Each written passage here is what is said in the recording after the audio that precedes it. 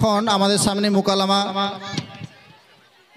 যে মোকালামাটি হবে বউ শাশুড়ির যুদ্ধ, এই মোকালামায় অংশ নিচ্ছে শর্মিলা খাতুন, পিতা শেখ সিরাজ, রূপসোনা খাতুন, পিতা আফসার মল্লিক, আফরিনা খাতুন, পিতা হাফেজ আসাদুল্লাহ খান, আর সুমা খাতুন, পিতা হিকমত খান। আমরা এখন মোকালামার দিকে এগিয়ে যাব। আসসালামু আলাইকুম ওয়া রাহমাতুল্লাহি ওয়া বারাকাতুহু। আমার নাম রূপসোনা খাতুন, আমার সহপাঠীর নাম হচ্ছে আফরিনা খাতুন, শর্মিলা খাতুন আর সুমা খাতুন। আমাদের মোকাল্লামার বিষয় হচ্ছে বউ শাশুড়ির যুদ্ধ। বলি, ও ছোট বৌমা, একটু শোনো তো দেখি। কি হয়েছে বলো? বলি, কখন সকাল হলো, থালাহাড়িগুলো কি মাজা হয়েছে? কি বললি তুই? আমি থালা হাড়ি মাজবো? আমি বাপের বাড়িতে কোনোদিনও থালা হাড়ি মাজিনি। বাপের বাড়ির সঙ্গে শ্বশুর বাড়ির তুলনা করলে কি হবে? এখানে সবাইকে সমান কাজ করতে হবে। বড় বৌমা তো ঠিকই বলেছে, তুমি মাজবে সকালে আর বড় বৌমা মাজবে রাত্রে। কি বললি তুই?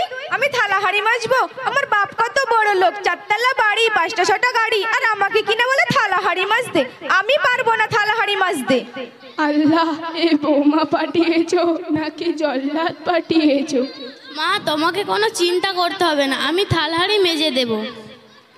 এই যে ছোট বৌমা, বড় বৌমা তো থালাহাড়ি মাজতে গেছে, তুমি আমার জন্য একটু চা করে আনো তো। কি বললি তুই? আমি চা করব? আমি চা করতে পারবো না। চা চিনি ঘরে আছে, পারলে তুই করে খা। চা খাওয়ার আমার এত দরকার নেই। ছোট বৌমা যদি সব সময় রাগ করে তাহলে চা কি যায়? মা, তোমাকে কোনো চিন্তা করতে হবে না, আমি তোমার জন্য চা করে আনছি। বৌমারা একটু শোনো তো দেখি। কি হয়েছে বলো মা? বলি, সামনে সবে বরাত আসছে, তোরা দু বউ মিলে 2 কদম পড়ে দে না। তোর দাদা শ্বশুর মারা গেছে, আজ পর্যন্ত কেউই পড়ে দেয়নি। ঠিক আছে মা, আমি পড়ে দেব। আমি কোরআন টোরান পড়তে পারবো না। আমি ইংরেজিতে অনার্স, কলকাতা ইউনিভার্সিটিতে পড়ি। আমি কোরআন টোরান পড়তে পারবো না। Do you understand? বড় বৌমা, আল্লাহ তোর ভালো করুক, এ সবে বরাতে একটু পড়।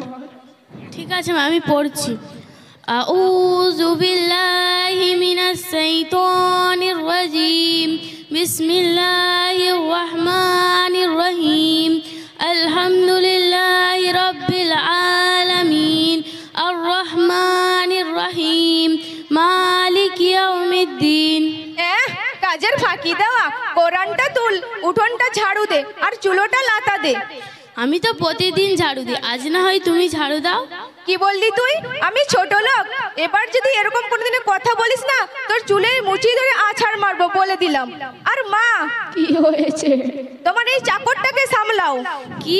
আমি চাকর? এ বাড়ির কাজের লোক? এত বড় কথা!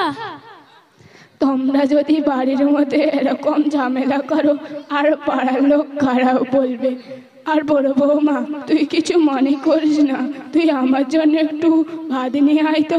মাছের মাথাটা নিয়ে আসবি, আজকে মাছের মাথা খেতে ইচ্ছে করছে। ঠিক আছে মা, আমি তোমার জন্য মাছের মাথা দিয়ে ভাত আনছি। খবরদার, ওই বুড়ির জন্য তুই মাছের মাথা আনবি না। ওকে মাছের লেজা দিবি, লেজা। আমি বড় লোকের মেয়ে, আমি মাছের মাথা খাবো। বড় লোকের মেয়ে বলে ফুটানি দেখো না। মাছ ধুয়েছি আমি, কুটেছিও আমি, রান্নাও করেছি আমি, খাবার হলে আমিই খাবো। এই বুড়ি, তোকে না আমি কতবার বলেছি আমার সামনে এমনি খুক খুক করে কাশবি না।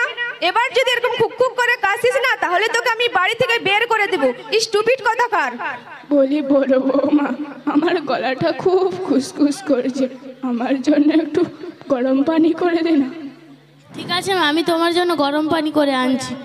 মা, ঈদের দিন আমাদের বাড়িতে অনেক গেস্ট আসবে, তখন যেমন এরকম খুক খুক করে কাশবে না, তাহলে করোনা ভেবে আমাদের বাড়ি থেকে চলে যাবে। যাই, গেস্টটা মনে হয় এসে গেছে। বলি, বড় বৌমা, একটু শোনো তো দেখি। কি হয়েছে বলো মা? বলি, ছোট বৌমাদের বাড়িতে তো অনেক কুটুম এসেছে। আমি যখন কলতলায় যাচ্ছিলাম তখন তারা জিজ্ঞাসা করলো, ওটা কে? তা ছোট বৌমা তো বললো না, ওটা আমার শাশুড়ি। তাহলে কি বললো মা? ইংরেজিতে কি একটা কথা বললো, আমি ঠিক বুঝতে পারলাম না। সি ইজ মাই সার্ভেন্ট নাকি কিছু বুঝতে পারিনি। তুই গিয়ে শোন তো দেখি। যে আর কি শুনবো, ইংলিশ না জানলে যা হয়, তবুও যতটুকু বুঝি সি ইজ মাই সার্ভেন্ট মানে হলো সে আমার চাকর, মানে ছোট বৌমা তোমাকে চাকর বলেছে। কি, ছোট বৌমাকে আমি এত ভালোবাসি, তাও ছোট বৌমা আমাকে চাকর বললো?